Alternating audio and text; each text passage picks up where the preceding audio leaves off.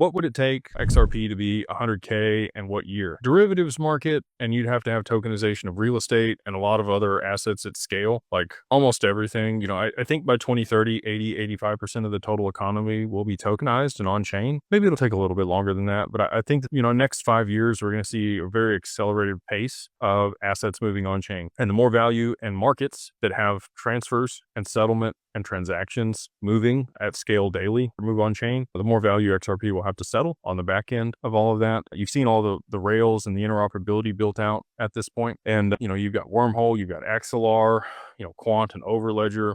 There's a lot of things that allow for interoperability between all these ecosystems and networks for the internet of value and distributed ledger tech to really do what it's supposed to do. So you need derivatives, you need real estate, some of the things that I think aren't going to happen at least for another couple of years. And once you have full clarity or visibility on all of the risk associated with derivatives and people can underwrite that and understand, where the problems are, I think you'll get a greater adoption of derivatives. Right now, you can't even quantify the derivatives market. It's somewhere between 400 trillion and $4 quadrillion.